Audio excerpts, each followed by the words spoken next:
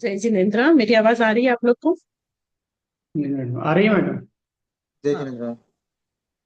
Prayer शुरू करें। जी। नमो अरिहंताणं, नमो सिद्धाणं, नमो आयरियाणं, नमो उवझायाणं, नमो लोए सवसाहुणं, ऐसो पंच नमुकारो सव पावपणासणं, मंगलाणं च सर्वेसिं, परमं हवै मंगलम्, परमं हवै। सबको जय जिनेन्द्र।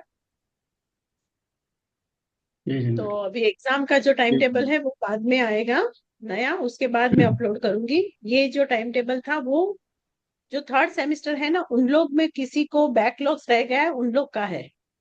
तो भूल से मैंने आप लोग को भेज दिया, ये आप लोग का नहीं है। आप लोग का जनवरी में ही एग्जाम आएगी, पर उसका टाइम टेबल जब आएगा तब मैं आपको फॉरवर्ड कर दूंगी।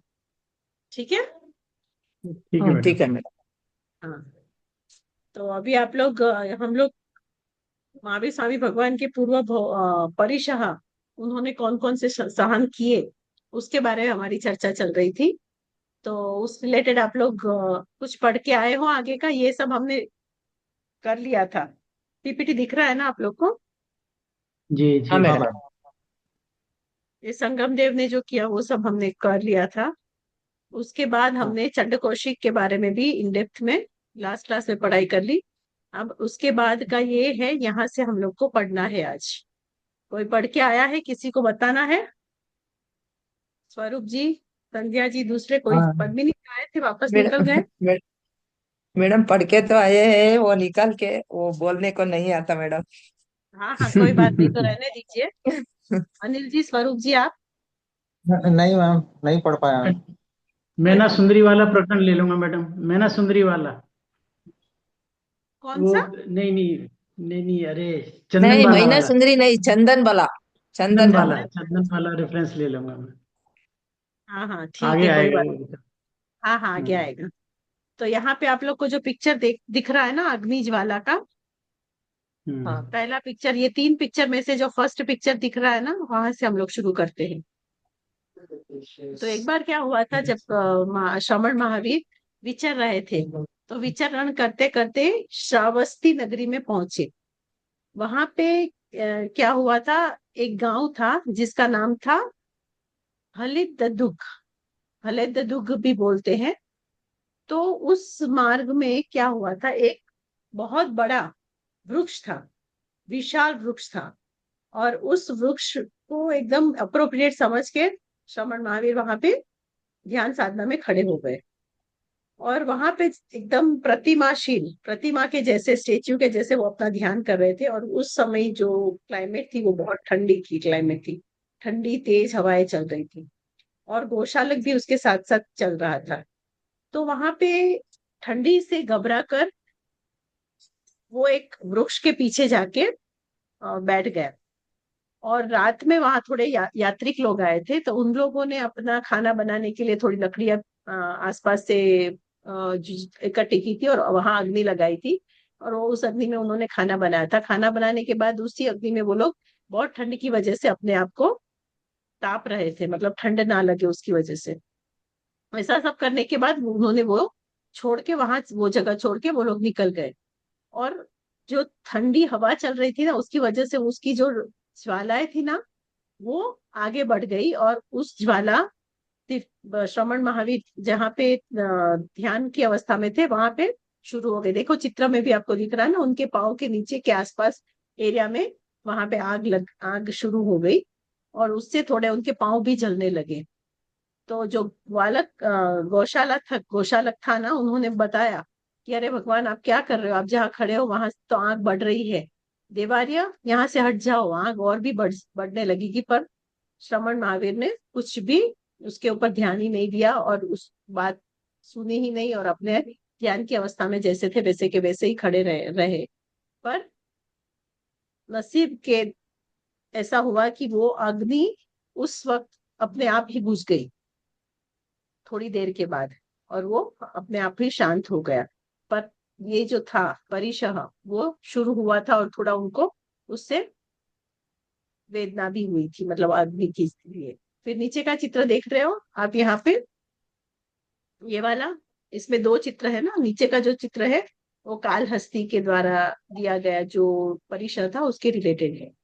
तो एक बार क्या होता है, श्रमण वर्धमान कलमुका सन्निवेश की सीमा में गए थे। तो वहां के जो अधिकारी थे वो मेघ थे और कालहस्ती थे। तो ये एकदम जो रास्ता था ना वो सुनसान था, खाली था। तो वहां से जब वो गुजरे तो कालहस्ती ने जब उनको देखा तो उन्होंने उसको पकड़ा और पूछा कि तुम कौन हो, यहाँ पे क्यों आए हो, यहाँ से क्यों जा रहे हो, ये सारी बातें पूछने लगे। पर प्रभु मौन रह गए, उन्होंने कुछ भी नहीं बताया। और गौशालक भी उनके साथ था, वो भी मौन रह गया।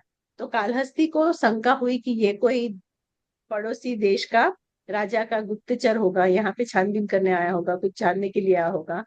तो ऐसा सोचकर उन्होंने क्या किया, उसे बांध दिया, बांध कर उसे पीटने लगा। और सेवकों को आदेश दिया कि इन गुप्तचरों के बड़े भाई, आप मतलब मार के उसको पूछने लगे, पर उसने कुछ नहीं बताया। तो फिर उसने बोला कि उसे अपने बड़े भाई मेघ के पास ले जाओ, वो उससे सारी बातें उगलवा लेगा।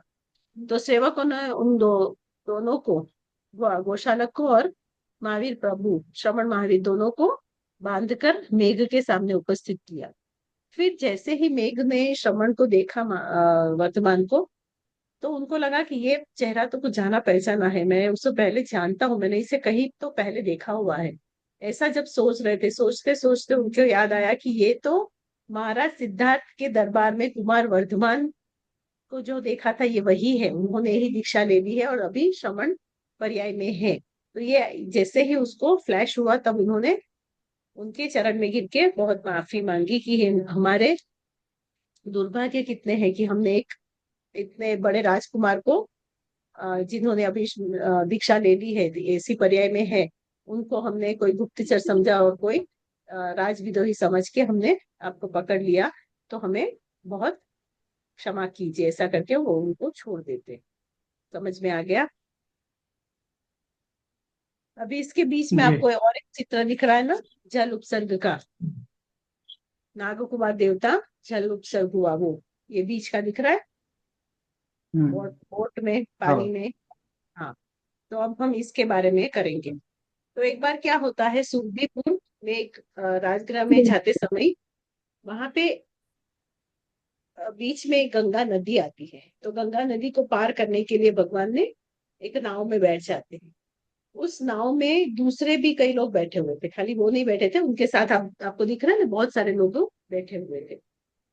तो नाव जैसे ही आगे गई, गहरे पानी तक पहुंची नो, तो वहां से क्या हुआ, पाताल में एक संदृष्ट नाम के नागकुमार देव थे, जिन्होंने अपने ज्ञान से जान लिया कि ये जो अभी नौका में बैठे हैं वो महावीर त्रिपुष्ट वासुदेव के भाव में जब थे, तब मैं शेर सिंह के भाव में था। और उस समय उन्होंने उसका मुंह चीर के फाड़ दिया था ना, तो वो उसको सीन याद आ गया अपने ज्ञान से। तो उनकी क्या हुई, जो वैर की वृत्ति थी, जो इतना उन्होंने दर्द सहा था ये इंसिडेंस याद आते ही उसको बेरहूती जग गई। और उन्होंने वह क्या किया, प्रतिशोध लेने के लिए वो वहां पे पहुंचे और उन्होंने अपनी दिव्य शक्ति से भयंकर तूफान उपस्थित किया। एकदम पानी में तूफान उपस्थित किया। शुरू में उसने भयंकर वायु को फेंका अपने उससे, फिर जिससे पानी में क्या हुआ, एकदम उभार आने लगा, पानी एकदम बढ़ने लगा और नाव इधर उधर डोलने लगी और डगमगाती हुई नाव उछलने भी लगी। मतलब जो अंदर सब बैठे थे, सब लोग को लगा कि अब तो सिर पे मौत आ गई, हम लोग सब मरने वाले हैं। सब लोग घबरा गए, हाहाकार मचाने लगे और बचने के लिए सब लोग अपने भगवान, इष्ट भगवान को याद करने लगे। ऐसे अवसर पर श्रमण महावीर तो क्या थे, निश्चल थे। वो अपने ध्यान में ही मस्त थे, अपने पूर्ण अब ध्यान की अवस्था में ही बैठे थे। इस उत्पात की जानकारी कंबल शंबल नाम के नाग देवता को जब हुई तो उन्होंने तत्काल आके इसको रोका। जो संतुष्ट था ना, जो ये सारी क्रियाएं कर रहा था और तूफान ला रहा था पानी में और नाव को हिला डुला रहा था। ऊपर देख रहे हैं ना, दो देव दिख रहे हैं आपको लेफ्ट में, हाँ मैम। वो कौन है, उनका नाम क्या है, कंबल और कंबल शंबल। शंबल। हाँ, कंबल और शंबल। फिर उन्होंने तुरंत ही ये तूफान को शांत कर लिया और नौका को एकदम सकुशल किनारे पर पहुंचा दिया। तो इस महान आत्मा, जो महावीर की आत्मा थी, उन्हीं के वजह से सब लोग इस नौका को, इस आप को पार कर सके, ऐसा मानते हैं। और सब प्रवासियों ने क्या किया, भगवान को भावपूर्ण वंदना की और हार्दिक आभार भी किया कि आपकी वजह से हम लोग सब बच के पहुंच गए किनारे पे। समझ में आ गया? ये था पानी का जल उपसर्ग। उसके बाद यहाँ राइट में दिख रहा है और एक उपसर्ग, वो अनार्य देश में है। देखो, आपको जो जो उपसर्ग है ना, उसके हेडिंग भी आप लोग को लिख लेना है। जैसे इससे पहले चंदन चंड कौशिक का था, उसके पहले ये अभी अग्निज्वाली का था, संगम देवता का था। तो उसके नाम लिख के उसको आपको एक्सप्लेन करना होगा। और जो भी ये प्रेजेंटेशन कर रहा है उनको भी, ठीक है। तो अनार्य देश में जब विहार कर रहे थे, इसमें कुछ पूछा, आगे बढ़ू मैं। जी। अभी साधना काल का 5वां वर्ष चल रहा था, 5th साल। और श्रमण वर्धमान लाड प्रदेश की ओर विहार कर रहे थे। और इस प्रदेश में जो लोग थे ना, उनको कुछ भी नहीं पता था कि श्रमण के आचार क्या होते हैं, उनके विचार क्या होते हैं, उनकी क्रियाएं क्या होती है, उनको किस, मतलब उसके बारे में कुछ भी नहीं जानते। और श्रमण की जो वेशभूषा थी उससे भी वो अपरिचित थे।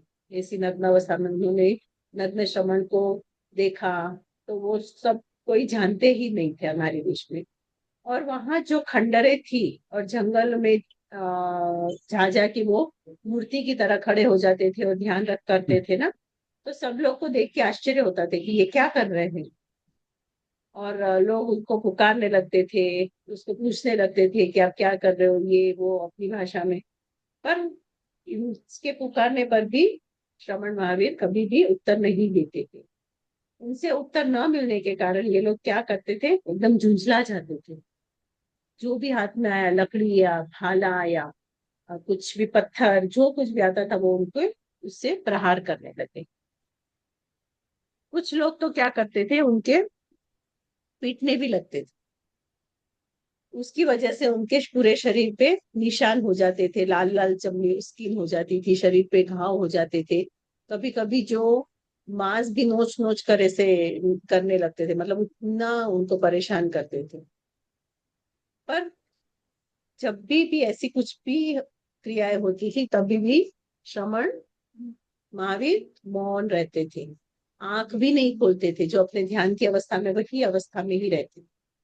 कुछ लोग उन पर कीचड़ फेंकते थे, कोई स्त्री आके उनके ऊपर कचरा फेंकते थे, मतलब ये सारी चीजें भी उनके ऊपर होती थी, परंतु श्रमण महावीर मौन ही रहते थे और लोग उसे घूर घूर कर देखते थे जैसे अभी ये खा जाएगी, उस तरह से। तो इस तरह का परिश्रम भी उनको सहन करना पड़ा।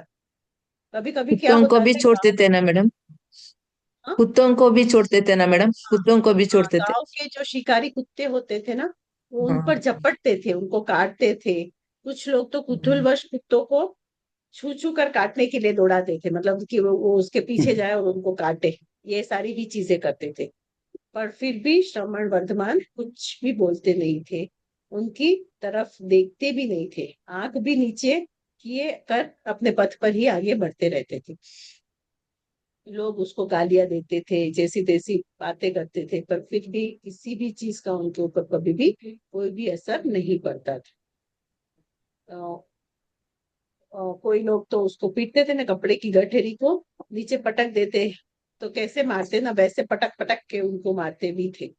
तो इतनी पीड़ा सहन करने पर भी भगवान लगभग 5 महीने तक उसी एरिया में विचरण करते रहे, कुछ भी नहीं बोले, मौन से जो भी कर हृदय में आता था उसको समता भाव से भूखते भूखते अपना विचरण कर रहे थे। और ऐसे बीतते बीतते कितना समय हो गया, 5 महीने तक ऐसा हुआ। फिर साधना काल के जब 9वां वर्ष चल रहा था, उसमें भी भगवान ने पुनः वापस अनार्य भूमि में और एक बार गए थे। और उस समय भी लगभग उनको 6 महीने तक ऐसी वज्र भूमि में विचरण करना पड़ा था, और वहां पे भी चातुर्मास में खंडरों में वृक्षों के नीचे घूमते थे, तभी भी बहुत सारे परीक्षा सहन कर। समझ में आ गया यहाँ तक? आगे बढ़ू? जी।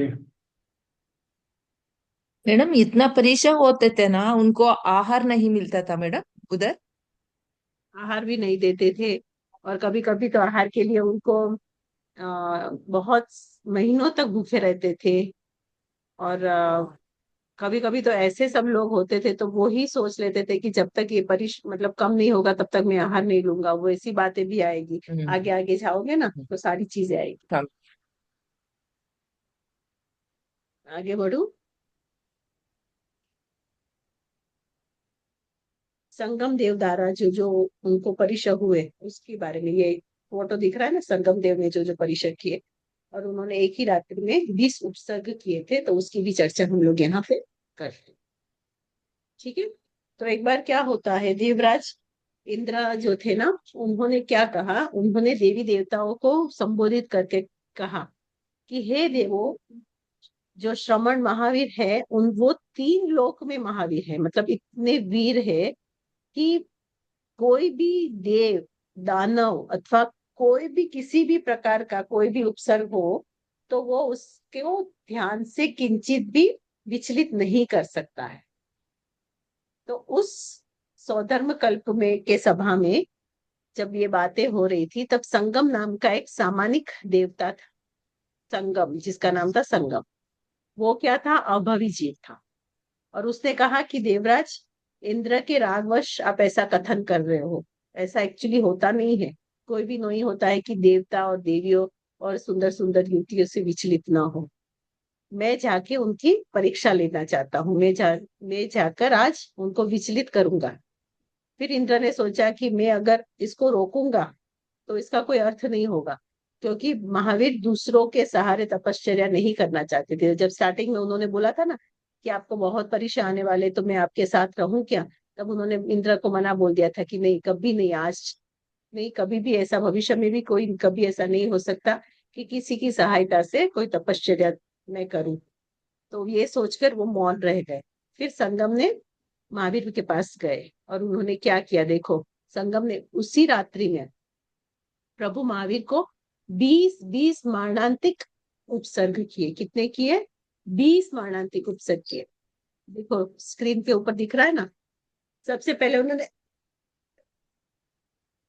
क्या किया, पढ़िए, अभी स्क्रीन पे दिख रहा है, और भी बड़ा करूं? पढ़िए आप लोग।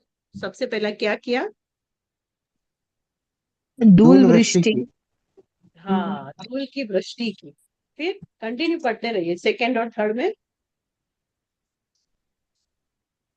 वज्रमुखी चींटियों और डांसों के शरीर छूटा। हाँ, चींटियों और हिमेलिका। डांसों से उसके पूरे शरीर को चूटा। फिर नेक्स्ट। डिमेलिकाओं ने शरीर खाया, हाँ। बिच्छुओं ने डंक मारे, सर्पों ने डसे, हम्म। नोलियों ने नक्कों से शरीर चूंटा, चूहों ने काटा, हाथियों ने हाथिनियों ने आकाश में उछाले और पैरों से मर्दन किया, यस। पिशाच रूप से डराया, यस। व्याधियों ने फाल मारकर भयभीत किया। माता के रूप में आकर कहा, पुत्र क्यों दुखी होता है, मेरे साथ चल, तुझे सुखी करूंगी। कानों में पक्षियों से टीके चुभते हुए पिंजरे बांधे, पिंजरे बांधे। हाँ। जंगली चांडाल ने आकर दृष्ट वचनों से तिरस्कार किया, हम्म। दोनों पैरों पर अग्नि जलाकर हांडी में खीर पकाए, अत्यंत कठोर पवन चलाया, हम्म। ऊंचे वायु से शरीर को उठाकर नीचे पटका और गोल से गोल वायु से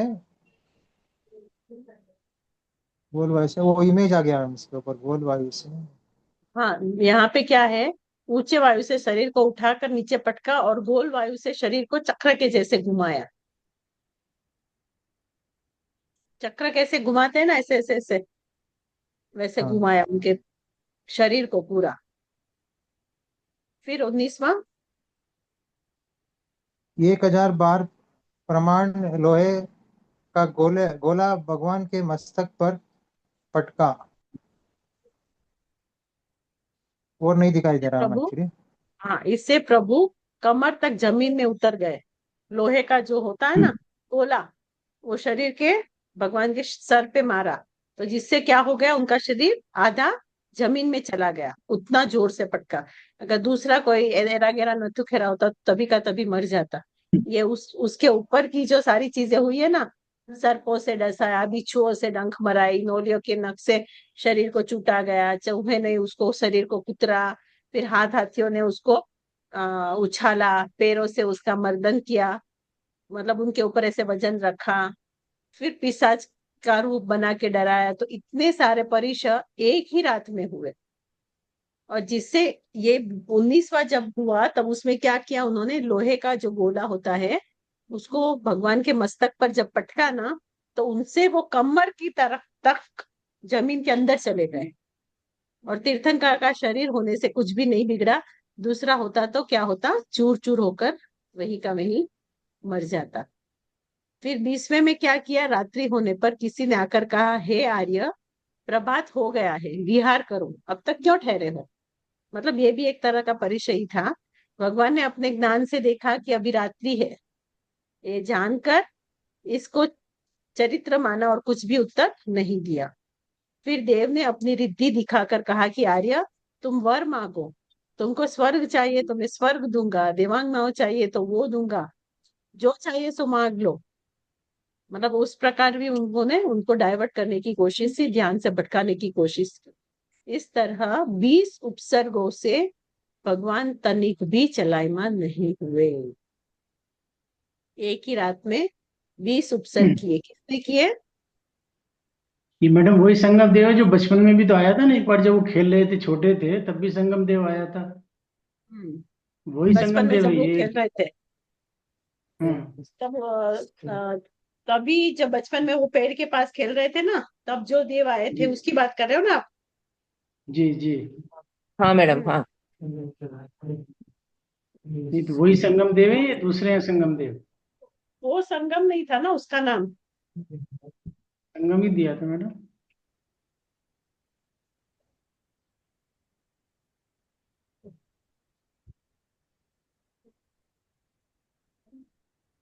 जब बच्चे पेड़ पे चढ़ते थे ना, वो गोदी में हाँ। उठा के, तो वो संगम उड़ा के ले गया था उनको, महावीर भगवान को उड़ा के ले गया था। हाँ, वहां पे खाली एक देखा है, उस समय इंद्र ने देवों के सामने वर्धमान के बल का वर्णन किया और वर्धमान को डराने के लिए एक देव आए थे, बस उतना ही लिखा है। ऐसे वो दिगंबर परंपरा में नाम दिया हुआ है संगम देव का। अच्छा अच्छा। और यहाँ पे जो आए थे वो तो ये भी संगम देव है, और इन्होंने तो 20 उपसर्ग किए एक साथ, एक ही रात में। हम्म। इतना ही नहीं, उसके बाद और भी सुनिए क्या हुआ। इतना करने के बाद सारे गांव में उन्होंने क्या किया, जो आहार था ना पूरा अशुद्ध कर दिया, जो श्रमणों को नहीं वो नहीं होता लेने के लिए। और उन्होंने उनके ऊपर चोर का कलंक भी लगा दिया कि ये चोर है। कुशिष्य बनकर वो क्या करते थे, घर घर जाते थे और वहां पे लोगों को पूछते थे कि मेरे गुरु रात को चोरी करने आएंगे, इसीलिए मैं तलाश करता फिरता हूँ। ये सुनकर भगवान को मारकूट करते मारते थे। तब भगवान ने अभिग्रह धारण किया, क्या, कि जब तक उपसर्ग समन नहीं होंगे, खत्म नहीं होंगे, तब तक मैं आहार ग्रहण नहीं करूंगा। उन्होंने ऐसा ये ले लिया। और इस तरह दुष्ट, और जो दुष्ट था निर्लज्ज संगम ने पैशाचिक वृत्ति से 6 मास तक 6 मास तक जगत के तारणहार को उपदेश दिए, उपसर्ग दिए। कितना समय, इनका भी उपसर्ग 6 मास तक चला। फिर उधर अवधि संगम ने अवधि ज्ञान से बाद में वहां से तो चला गया, पर अवधि ज्ञान से उसने देखा कि भगवान के परिणाम तो कुछ भी भंग नहीं हुए, कुछ भी उसमें एक लेश मात्र भी चेंज नहीं हुआ है। भगवान के परिणाम तो उतने ही विशुद्ध है जितने 6 मास पहले थे। और अभी 6 मास होने के बाद भी उसमें कुछ भी परिवर्तन नहीं हुआ। और वो आज भी 6 जीविकाएं के जीवों का हित और चिंतन ही कर रहे हैं, अपने ध्यान में ही मग्न है। अपनी उसकी जो धर्म की चर्या या ध्यान की क्रियाएं जो चलती है वो वैसे ही चल रही है। यह देखकर संगम प्रभु महावीर चरण के चरण में गिर पड़ा और बोला, भगवान, इंद्र ने जो कहा था वो सत्य है।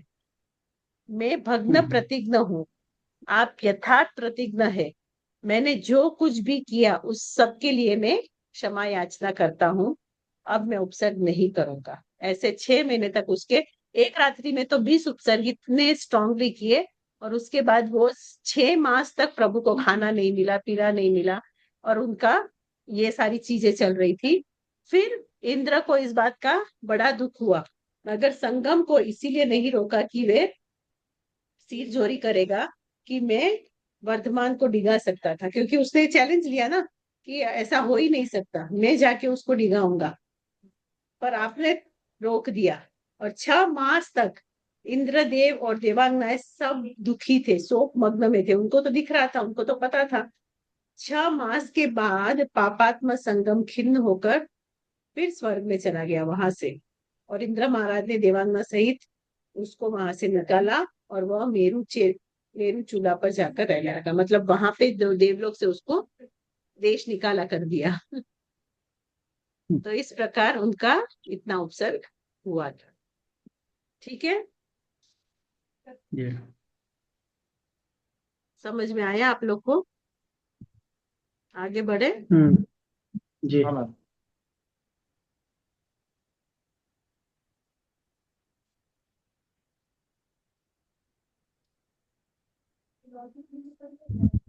यहाँ का किसी को पता है? ये सारे पिक्चर देखो, यहाँ के कोई उपसर्ग आपको, आप लोग को पता है? ये किस चीज का है? राइट में किसका फोटो दिख रहा है? राइट में तो थी कोई एक वो यक्षिणी थी कोई, तो उसको पुराना भाव याद आया तो उसने बालू से तेज पानी, ठंडा पानी थ्रो किया था। ये तो सुना है। इसका नाम महाराज कठपुतली था, सॉरी मैम, कठपुत हाँ कठपुतली हाँ का कठपुत स्टोरी है। हाँ, ये कठपुतली का है। और यहाँ पे हाँ, ये जो वर्षा, बताइए। हाँ बताइए, कौन बोल रहा है? प्रिया जी, क्या कुछ आप बोल रहे कारागार थे? बंद है मैडम, नीचे वाला वो कारागार बंद है। हाँ, और लेफ्ट साइड में ये, हाँ, वो कारागार में बंद है। और इसके कठपुतला का हाँ उपसर्ग वो दो है। इसके ऊपर हाँ। हाँ, ये देवों द्वारा। ये वज्र का कुछ याद है आप लोग को? हाँ हाँ हाँ मैडम, वज्र प्रहार, वो देव ने हम्म शरण में आता है ना। असुरराज शरण में जो आया था, हाँ असुरराज हाँ, शरण में उसका है। आता है। हम्म फिर इंद्र ने ओ शक्रेंद्र, फिर महावीर को वो लगता है समझ के, वो भी पीछे पीछे आके उसे पकड़ लेता है ना मैडम।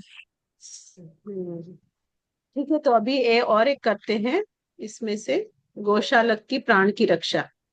तो एक हाँ बार गौश क्या होता है? तेजुलेशिया, तेजुलेशिया जो डाला था वो वाला था, ये वाला तेजुलेश। गौशाला का। हाँ, हम्म। उसके ऊपर डाला हुआ था ना। तो उसके बारे में 8 मिनट हम्म, है। एक्चुअली वो 8 मिनट में नहीं खत्म होगा, तो छोटा एक क्विक ले लेते हैं। जैसे कठपुतला का उपसर्ग, यहाँ भी मैंने फोटो दिखाया ना। तो वहां पे क्या चल रहा है, साधना काल चल रहा था, उसका छठा साल चल रहा था। तो वहां पे एक माघ का महीना चल रहा था, और रोम रोम को कांप दे, मतलब इतनी ठंडी, इतनी तेज हवाएं चल रही थी, इतनी ठंडी थी। उस समय रात के एक समय पर शाली शीर्ष नगर के बाहर एक जंगल था। एकांत शून्य जंगल में भगवान अपने ध्यान अवस्था में थे। तो अचानक कठपुतला नाम की एक व्यंतरी वहां पे आ गई। उन्होंने क्या किया, भगवान महावीर को जो कौसग में खड़े थे, उसके पूर्व का जो वेर था, जन्म का द्वेष भाव जागा, उन्होंने क्या किया, एक परिव्राजिका का विकराल रूप धारण किया, और अपनी लंबी लंबी जटाओं फैलाई, और उन जटाओं में अत्यंत शीतल ठंडा पानी भरकर तेज धारा से प्रभु के मस्तक पर एवं शरीर पर बरसाने लगी। सिर पर हम्म, गिरता तेज धारा युक्त ठंडा पानी पर, देखो पहले क्लाइमेट कैसी थी, हम्म, भगवान की अवस्था क्या थी। ठंडी वो थी नग्न बहुत थे, ज्यादा। ठंडी से थी, नग्न, एकदम कोल्ड ठंडी था। थी। और उसमें उन्होंने अपनी जटाओं में एकदम चिल्ड पानी भर दिया, और भगवान के ऊपर उसकी वर्षा करने लगी, उसके ऊपर डालने लगी। तो ये तेज धारायुक्त ठंडा पानी, इतनी तूफानी ठंडी हवाओं, उधर दिशाओं को कांपने वाला क्रूर एकदम एहसास जो होता है ना, घंटों और प्रहरों तक वो, मतलब जैसे आप इतना गिरेगा ना तो आपकी बॉडी सुन्न हो जाएगी, मतलब हम्म, जैसे आप हिला ही नहीं पाओगे, उतनी ठंड में अकड़ जाएगी। ऐसी हम्म, घंटों और प्रहरों तक ये उसका मातंग चलता रहा, उसकी ये क्रियाएं चलती रही। उनकी ध्यान प्रतिमा भंग करने के लिए उसने असंभव असंभव इतने सारे प्रयत्न किए, घंटों तक और बहुत प्रहरों तक ये करती रही। परंतु इसका प्रभु महावीर पे क्या असर हुआ, उसकी प्रशांत भावना, अविचल समाधि, उसके ध्यान में और भी वो दृढ़ दृढ़ दृढ़ होते गए। देह से भिन्न में आत्मा हो, उस भाव में और भी अंदर में जाने लगे, उसमें और भी इन डेप्थ में जाने लगे। और उनकी ध्यान की अवस्था से परम ध्यान में जाने लगे। और परम। उनके जो परिणाम थे वो उत्कृष्ट होने लगे। तो कहते हैं ना, अनुकूल में नहीं, जब प्रतिकूल संयोग आते हैं ना, तब हम भगवान को याद करते हैं। अनुकूल संजोग होते हैं तब हम भगवान को भूल जाते हैं, क्योंकि सब अच्छा है। जब प्रतिकूल आते हैं तब हम भगवान को याद करते हैं ना। तो यहाँ पे जब प्रतिकूल संयोग आया, तब उनकी दृढ़ता और भी बढ़ गई, और अपने ध्यान में बढ़ और गई, भी मग्न हो डूब गए। गए। और उनके परिणाम और भी विशुद्ध विशुद्ध होने लगे। उसके हम्म, कारण क्या हुआ, भगवान को लोक अवधि ज्ञान उत्पन्न हुआ। देखो निमित्त क्या था, परम। कठपुतला का। हम्म, और उनको, अद्भुत। उन्होंने परम और भी अवधि ज्ञान, पॉजिटिव, परम अवधि लोकावधि ज्ञान, ज्ञान हो गया। लोकावधि तो ये ज्ञान। घटना का अवसर। उसके बाद कारागार में बंद, वो जो पिक्चर मैंने दिखाया था ना, तो ये हम्म, साधना काल का छठा साल था। उसमें भगवान हम्म, वैशाली के पूरब में स्थित विदेह भूमि के कुपीय सन्निवेश में गए थे। वहां पर उन्होंने, आरक्षकों ने, वहां पे जो लोग थे, जो सिपाही थे, उन्होंने उसे पकड़ लिया। उनका परिचय हम्म, पूछा कि आप कौन है, कहाँ से आए हैं, क्यों आए हैं। पर भगवान ने उसका कोई भी उत्तर नहीं दिया, और वो मौन में रह गए। तो उन्होंने शत्रु समझकर, गुप्तचर समझकर उसको बांधकर कारागृह में बंद कर दिया। और कुपीय हम्म, सन्निवेश में विजया और प्रलंबा नाम की दो पारिवर्जिकाएं थी, जिन्होंने दीक्षा ली हुई थी। उन्होंने सुना कि गुप्तचर ने नग्न भिक्षु के रूप में उनको पकड़ दिया है, तो वो उनको देखने के लिए जाती है। तब प्रभु महावीर को उन्होंने पहचान लिया और एकदम दुखी हो गए, व्यथित हो गए कि ये क्या हुआ। राजपुरुषों को फटकार कर बोली, कैसे राजपुरुष हुए आप? चोर और साहूकार कौन होता है? उन दोनों में आपको फर्क भी नहीं पता है, कौन चोर है कौन साहूकार है? आप कुछ भी नहीं जानते हुए किसी को भी पकड़ लेते हैं। श्रमण और तस्कर में कोई भेद नहीं समझ सकते हैं?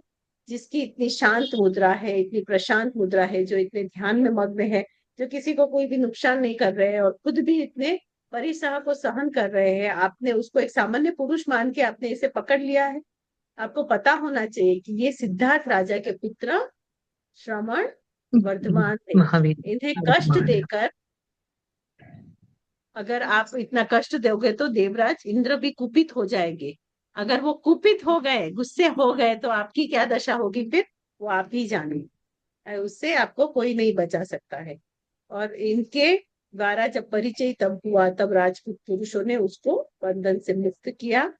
मुक्त करके प्रभु के सामने सॉरी किया, माफी मांगी और वापस भविष्य में कभी भी ऐसा नहीं करेंगे, ऐसा कहा। और प्रभु वहां से फिर आगे एकांत स्थान की ओर चले गए।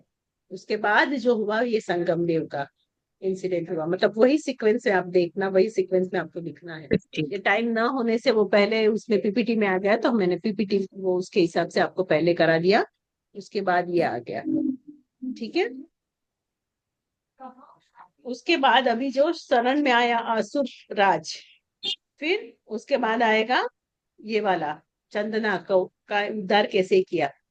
वो ऐसे उपसर्ग नहीं था, पर भगवान को उसकी वजह से बहुत सारे समय तक खाना नहीं मिला ना, जो उनका नियाना था, और जो उन्होंने 13 अभिग्रह लिया था उसकी वजह से जो नहीं मिल रहा था, उस हिसाब से वो उपसर्ग हो जाता है।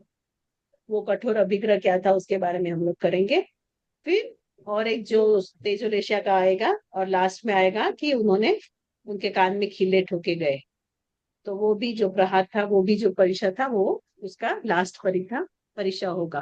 तो इस तरह हम लोग को ये सारे परीक्षा के बारे में पूरे एक आंसर में लिखना है। लिखना। अभी 1 मिनट है, हम- 1:40। किसी को कुछ पूछना है तो पूछ लीजिए, इसके बाद मैडम क्लास पहले बंद हो जाएगा। विदेश क्षेत्र में आराम से चले जाते थे, जैसे वर्णन आता है ना कि विदेश क्षेत्र में गए, तो मतलब पहले आराम से हाँ, चले जाते थे विदेश क्षेत्र में। क्योंकि वो एक ही साथ था ना। बाद में उसका खंडन होते होते वो सब दूर दूर हो गए, और फिर बाद में बीच बीच में नदी आ गई, जिसकी वजह से ये दूर दूर हो गया। पहले तो जा सकते थे ना, जो ये लोग बनते थे चक्रवर्ती, तो वो भी 3 खंडों के, और जाते ये लोग 6 खंडों के करते थे ना। ये तो 6 घंटे तो अपनी भारत क्षेत्र के करते थे ना, विदेश में थोड़ी जाते थे। महाविद्य चक्रवर्ती क्षेत्र में विदेश। नहीं जाते हैं। महाविद्य क्षेत्र में हाँ। तो कोई जा ही नहीं सकता है। हम्म। महाविद्य की तो बात ही नहीं है, भारत क्षेत्र की बात है। उसमें नहीं नहीं, अनार्य इनका तो भूमि और आर्य भूमि की। नहीं, कई जगह आता है ना कि विदेश क्षेत्र में गए, मतलब वर्णन में आता है ना। मैं बताऊंगा, अगर रेफरेंस दूंगा, कई जगह आया कि हाँ, मतलब महावीर स्वामी का नहीं, और लोगों का आया है कि वो विदेश क्षेत्र में गए, विदेश क्षेत्र में उनका जन्म लिया। जन्म होता है, जन्म होता है, या वहां से विचरण करके, मतलब यहाँ पे उसका वहां जन्म होता है, अच्छा, वैसी बात आती है। ऐसे चल के नहीं जा सकते, वही पूछ रहा ऐसे था। नहीं जा मैडम सकते, पर उसमें वहां पे जन्म मिल सकता है महाविद्य क्षेत्र में। मैडम वो कारागार में बंद है ना मैडम, उधर बोल लिया था आप, कारागार में बंद है ना, उसमें वैशाली के पूरब में स्थित विदेश भूमि में कुपिया सन्निवेश में गए आज तला, इसलिए वो पूछ रहे हैं। कहाँ पे? कठपुतला का कारागृह में कारागार में साधना काल